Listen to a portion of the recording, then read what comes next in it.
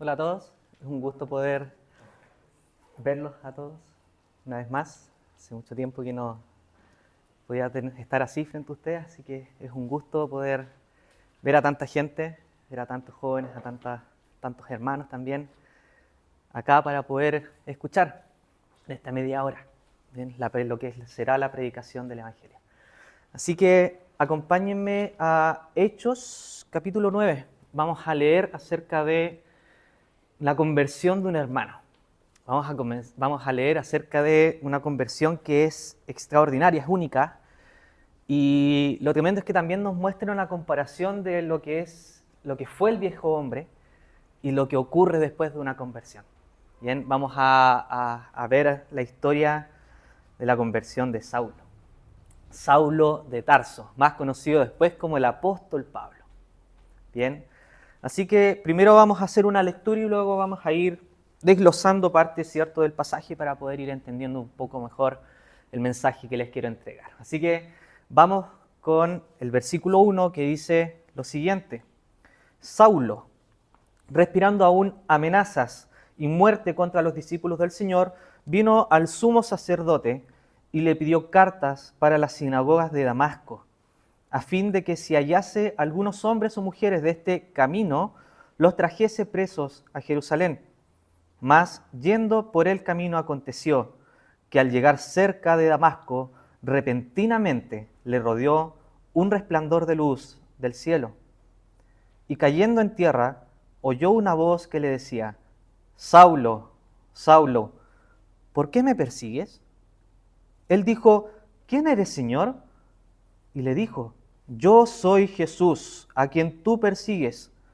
Dura cosa te es dar coces contra el aguijón. Él, temblando y temeroso, dijo: Señor, ¿qué quieres que yo haga? Y el Señor le dijo: Levántate y entra en la ciudad y se te dirá lo que debes hacer. Y los hombres que iban con Saulo se pararon atónitos, oyendo a la verdad la voz, mas sin ver a nadie.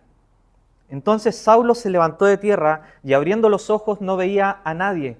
Así que llevándole por la mano le metieron en Damasco, donde estuvo 3 días sin ver y no comió ni bebió. Había entonces en Damasco un discípulo llamado Ananías, a quien el Señor dijo en visión: Ananías. Y él respondió: heme aquí, Señor. Y el Señor le dijo: levántate y ve a la calle que se llama Derecha y busca en casa de Judas a uno llamado Saulo de Tarso, porque he aquí, él ora. Y ha visto en visión a un varón llamado Ananías, que entra y le pone las manos encima para que recobre la vista. Entonces Ananías respondió: Señor, he oído de muchos acerca de este hombre, cuántos males ha hecho a tus santos en Jerusalén. Y aún aquí tiene autoridad de los principales sacerdotes para prender a todos los que invocan tu nombre. El Señor le dijo: ve, porque instrumento escogido me es este, para llevar mi nombre en presencia de los gentiles y de reyes y de los hijos de Israel, porque yo le mostraré cuánto le es necesario padecer por mi nombre. Fue entonces Ananías y entró en la casa, y poniendo sobre él las manos dijo: hermano Saulo, el Señor Jesús, que se te apareció en el camino por donde venías, me ha enviado para que recibas la vista y seas lleno del Espíritu Santo. Y al momento le cayeron de los ojos como escamas, y recibió al instante la vista, y levantándose fue bautizado, y habiendo tomado el alimento recobró fuerzas, y estuvo Saulo por algunos días con los discípulos que estaban en Damasco. Hasta acá la lectura en esta primera parte y vamos a hacer una oración corta antes de continuar. Padre Celestial, damos gracias por la oportunidad que tenemos de estar aquí y rogamos tu dirección para que este mensaje pueda llegar a los corazones de aquellos que no creen en tu Hijo como su Salvador personal. Que en esta tarde pueda haber un alma, más de un alma, que pase de muerte a vida. Dejamos todo en tus manos, que tu Espíritu obre en esta tarde, en el nombre de nuestro Salvador, el Señor Jesús. Amén. Muy bien. Entonces, al principio tenemos una descripción de quién era Saulo. Tenemos a un hombre que respiraba aún amenazas y muerte contra los discípulos del Señor. Un hombre arrogante, un hombre que estaba seguro de sí mismo, un hombre que estaba confiado de que lo que estaba haciendo era correcto. Bien, él pidió cartas para las sinagogas de Damasco, y cabe recordar que en Damasco había mucha gente judía, había muchos que estaban pendientes, ¿cierto?, de lo que estaba ocurriendo en Jerusalén, y sobre todo había, como dice acá, un montón de sinagogas, ¿bien?, a fin de que si hallase a algunos hombres o mujeres de este camino, los trajese presos a Jerusalén. Esto es previo a Antioquía, donde ya se les nombra por primera vez a los seguidores del Señor como cristianos.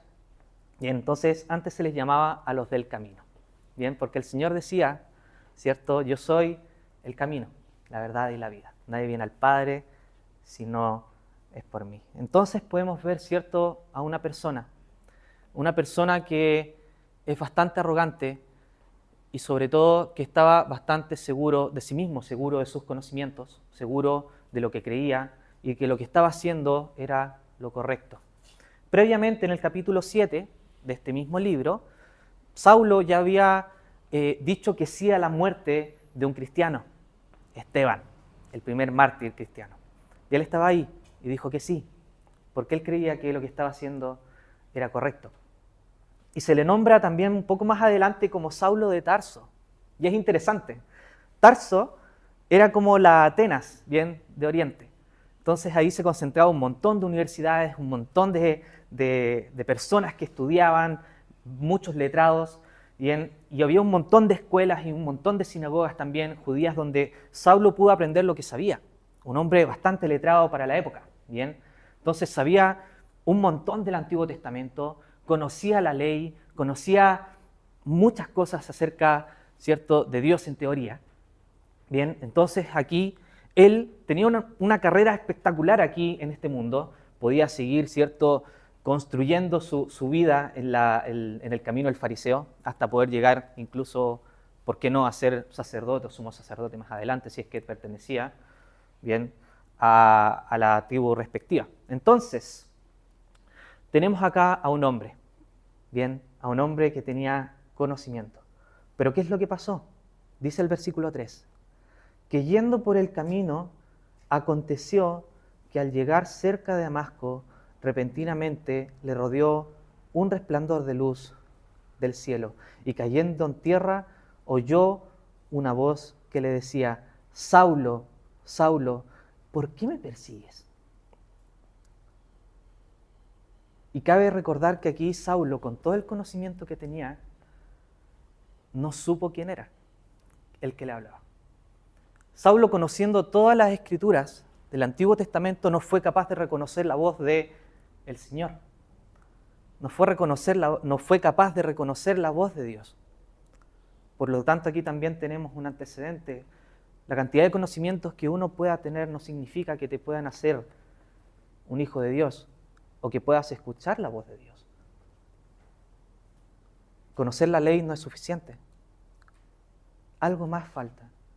Y este hombre, con todo el conocimiento que tenía, fue incapaz de saber que era Dios mismo el que le estaba hablando. ¿Por qué me persigues? El Señor que te estoy y te quiero hablar en esta tarde es uno que se identifica con los suyos. Es uno que está allí con los suyos. Los suyos pueden estar sufriendo, pero Él aún así se apropia de esto y dice: ¿por qué me persigues? No te estoy hablando de un Dios lejano, te estoy hablando de un Dios que es cercano, de un Dios que va a estar ahí en nuestros sufrimientos, un Dios que va a estar ahí y sobre todo uno que no está clavado en una cruz, sino que un Dios que resucitó, al Hijo de Dios que resucitó de entre los muertos. Porque fíjense, Él dijo: ¿quién eres, Señor? Y dijo: yo soy Jesús, a quien tú persigues. Saulo fue capaz de ver al resplandor de aquel que había resucitado de entre los muertos. Saulo era fariseo, por lo tanto sabía lo que le había pasado al Señor Jesucristo. Sabía de que allí en el Monte de los Olivos sus discípulos lo habían dejado solo, que lo amarraron, que lo llevaron al patio de Caifás, que lo golpearon una y otra vez, que lo llevaron al patio donde estaba Pilato y lo volvieron a golpear. Un montón de soldados lo rodearon Y lo golpearon una y otra vez, le pusieron una cruz encima, fue al Gólgota y estaba completamente solo porque sus discípulos habían huido. Ese era el Cristo que él conocía, un Cristo derrotado. Porque claramente en la antigüedad el ser crucificado era lo peor que le podía pasar a una persona. Ese era el Cristo que él conocía. Pero aquí se dio cuenta que aquel que estaba en el resplandor, un resplandor que incluso lo dejó ciego, y escuchó una voz, y este hombre que es completamente arrogante cae al suelo y está temblando. El versículo 6 nos dice, y él temblando y temeroso dijo, Señor, ¿qué quieres que yo haga? Eso es lo que hace cuando uno tiene un encuentro real con Dios. No es una cosa a la ligera. El Señor se presenta, yo soy Jesús a quien tú persigues. Dura cosa te es dar coces contra el aguijón. No es fácil estar teniendo o estar resistiendo un poder tan grande. Eso es lo que podría significar esto, lo que puede significar. Ya deja de resistirte ante un poder que es mucho más grande que tú. Dura cosa te es dar coces contra el aguijón. Y eso es lo que ocurre cuando nosotros resistimos al llamado de Dios. Y estás acá, puedes estar acá una y otra vez escuchando la palabra del Señor. Pero eso es mucho más grande que tú y que yo. Y este hombre arrogante tiembla y dice, Señor, ¿qué quieres que yo haga? Finalmente reconoce, ¿quién le está hablando? Jesús, al que resucitó al tercer día conforme a las Escrituras, al Señor Jesucristo que dio su vida allí en la cruz, el Señor Jesucristo que fue capaz de venir desde el cielo a este mundo para poder tomar nuestro lugar allí en la cruz. Este es el Jesús de quien yo le estoy hablando también en esta tarde. Y le da una indicación bastante clara. Levántate y entra en la ciudad y se te dirá lo que debes hacer. Solamente levántate y anda y entra. Como él lo solía decir, ¿cierto? A muchos que también estaban en el suelo, paralíticos, ¿a cuántos sanó? Y les dijo, levántate y anda. Y bueno, los hombres que estaban con Pablo se pararon atónitos oyendo a la verdad la voz, más, sin ver a nadie. Hay otras versiones que dicen de que los hombres ni siquiera podían entender lo que la voz estaba hablando. Estaban mucho peor que Pablo. Y entonces lo llevaron por la mano y le metieron en Damasco, donde estuvo 3 días sin ver y no comió ni bebió. Claramente este encuentro hizo algo en la vida de Pablo. Este encuentro lo hizo dejar de comer, dejar de beber, estar en ayuno, meditando, más probable, sobre el encuentro que había tenido con el Señor. Y acá aparece un nuevo personaje favorito que después de leerlo y estudiarlo me hace ver que realmente el Señor es tremendo. Hay unos autores que nombran a Ananías como el santo desconocido. ¿Por qué? Porque es la única vez que aparece en la Biblia la labor de Ananías. Ananías, que dice, a quien el Señor dijo en visión, Ananías. Y a diferencia de Saulo, Ananías sí reconoció la voz de su Señor. Ananías sí fue capaz de responder e incluso respondió bíblicamente, al igual que Samuel, heme aquí, Señor. Aquí estoy atento. Y el Señor le dijo, levántate y ve a la calle que se llama derecha y busca en casa de Judas a uno llamado Saulo de Tarso. Y aquí ya el corazón de Ananías comienza a latir fuerte. Ananías claramente conocía a Saulo, sabía lo que había hecho, sabía lo que estaba haciendo. Y dice, porque aquí él ora y ha visto en visión a un varón llamado Ananías que entra y le pone las manos encima para que recobre la vista. Y entonces Ananías respondió. Hay otras versiones que dicen, pero Señor. Es como que está escuchando y él responde, pero Señor, para. Es Saulo de Tarso del que me estás hablando. No es cualquier persona. Obviamente pudo haber tenido miedo en ese momento. ¿Por qué no?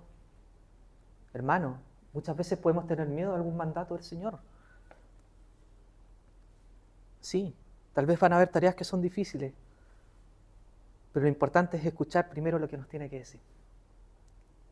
Y entonces lo tremendo es que acá Ananías coloca sus peros, dice, he oído de muchos acerca de este hombre, cuántos males ha hecho a tus santos en Jerusalén, y es aquí que tiene autoridad de los principales sacerdotes para prender a todos los que invocan tu nombre, claramente incluyéndome. ¿Cuál es el Señor a quien te estoy presentando? El Señor no lo detuvo en mitad de su argumento. Ananías tenía miedo, sí, pero no lo detuvo, sino que Ananías habló, dijo su miedo. Moisés en la antigüedad habló, dijo su miedo, y mira lo que le dijo el Señor. Ve, anda, tengo todo bajo control, anda. ¿Cuántas veces nosotros igual tenemos un montón de peros? Este mensaje también es para mis hermanos. Anda, háblale, siéntate al lado, convérsale, háblale de mí, ve, porque instrumento escogido me es este. ¿Por qué no? Tal vez muchas veces tenemos la necesidad de poder sentarnos al lado de alguien y hablarle del Señor. ¿Y cómo sabemos de que también Él va a ser un instrumento escogido? A uno que el Señor puede salvar. A veces tenemos miedo, vergüenza. Ananías lo tenía. Temía por su vida. Pero aún así, ¿qué podemos aprender de Ananías? Primero, que conocía de la Escritura. Pudo reconocer la voz de su Señor. Respondió bíblicamente. Pero sobre todo, fue obediente. Porque Ananías fue. A pesar de todos los peligros que podían haber, fue entonces, dice el 17, Ananías, y entró en la casa. Y fue capaz de seguir al pie de la letra lo que el Señor le había mandado. Y entonces le dijo, hermano Saulo, el Señor Jesús, que se te apareció en el camino por donde venías, me ha enviado para que recibas la vista y seas lleno del Espíritu Santo. Y al momento le cayeron de los ojos como escamas, y recibió al instante la vista, y levantándose fue bautizado. Saulo estaba ciego en sus conocimientos. Saulo estaba ciego en lo que creía, estaba ciego en la religión, confiaba en sus propias obras. De hecho, eso era una piedra de tropiezo constante para cualquier judío de la época, porque la cruz iba en contra de todo lo que se creía de que cualquier obra que yo podía hacer me iba a hacer cada vez más santo y cada vez más aceptable frente a los ojos de Dios. Pero el cristianismo, Cristo no dice eso. Al contrario, Saulo no hizo absolutamente nada para merecer ser llamado. ¿Qué fue lo que hizo Saulo para poder ser llamado? Nada, al contrario. Saulo iba y perseguía a cristianos. Saulo iba y no dejaba tranquila a las personas, a los discípulos del Señor. Respiraba aún amenazas y muertes, pero aún así fue llamado. ¿Por qué fue llamado? Por gracia. Porque Dios llama. Y sabes que no importa lo que hayas hecho en la antigüedad, o hace unos días atrás, o hace unas horas atrás, nadie está libre de pecado. Podemos cometer errores, pero aún así el Señor está dispuesto a salvar. Saulo no hizo nada para merecerlo. Yo no hice nada para merecer la salvación. Mis hermanos acá no hicieron nada para merecer la salvación. Ninguno. ¿Y por qué? ¿Por qué el Señor puede hacer esto? Porque un día tomó nuestros pecados allí en la cruz. Dijo, bien, llevaré los pecados de todos. Y los cargó como una mochila allí en la cruz del Calvario y recibió el castigo justo que nosotros merecíamos. Se menciona que Él dice, Dios mío, ¿por qué me has desamparado? Y en esos momentos, ¿qué es lo que ve a un Dios justo cargando su ira sobre Él, sobre los pecados nuestros? ¿Para qué? Para que nosotros pudiésemos ser salvos. Él fue desamparado para que nosotros pudiésemos ser amparados. Y es por eso que ahora yo puedo decirte, sí, el Señor Jesucristo vive, está vivo. Aquí tenemos un testigo presencial al ver a Cristo resucitado, uno de los tantos. Hay muchos testimonios que vieron a nuestro Señor resucitado, y este es uno de ellos. Y fue tanto el resplandor y tanto el poder que Saulo cayó a tierra y quedó ciego. Ese es el Dios de quien yo te estoy predicando. Ese es el Salvador de quien yo te estoy hablando, a un Salvador que es capaz de aceptar, independiente de lo que hayas hecho. Un Salvador que es tan poderoso que incluso la persona más arrogante lo tiene temblando y temeroso en el suelo. A un Salvador que es capaz de escuchar cuando uno tiene miedo, cuando uno está temeroso. Uno que puede tener dudas, sí, está dispuesto a escuchar, aunque sea de que Él pueda decir después, anda, ve, no te preocupes. Y sobre todo un Salvador que está dispuesto a salvar, a abrir los ojos. Así como lo que ocurrió aquí con Saulo. Y al momento le cayeron de los ojos como escamas, y recibió al instante la vista, y levantándose fue bautizado. Y habiendo tomado alimento recobró fuerzas, y estuvo Saulo por algunos días con los discípulos que estaban en Damasco. Y aquí el Señor, ¿cuál es el propósito de ser llamado? Poder servir. Saulo tenía un propósito súper marcado. Esto es una de las ocasiones donde el propósito está súper definido. Instrumento escogido me es este para llevar mi nombre en presencia de los gentiles. Hay algo que se llama la Gran Comisión. Y el Señor llama para eso. Para servir. Para hablarle de Él a otros. El Señor llamó con un propósito acá a este santo desconocido, Ananías. Y tal vez Ananías podía haber pensado, chuta, me llamó el Señor para poder hablarle a una persona.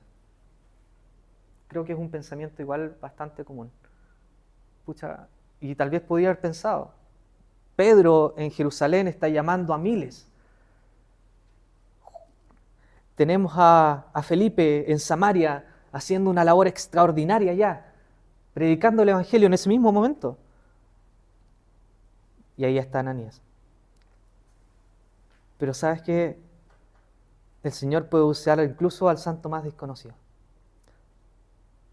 Porque si no hubiera sido por la conversión del Pablo, capaz que no hubiésemos jamás conocido a Ananías. Pero el Señor le llamó para hablarle a una persona. Y adivinen, fue al mismo apóstol Pablo. Y capaz que, hermano, el Señor te utilice de una forma así. Que puedas hablarle a una persona, tal vez no tengas una labor muy pública, pero aún así hay hermanos que están detrás, como Ananías, apoyando, orando por otros, haciendo servicios que tal vez el mundo no ve, pero aún así el Señor va a dar su justa recompensa. La labor de Ananías no es menor que la que está haciendo Pedro en Jerusalén, no es menor a la que está haciendo Felipe en Samaria. Tal vez le habló a una persona y es lo único que tenemos de este hermano acá.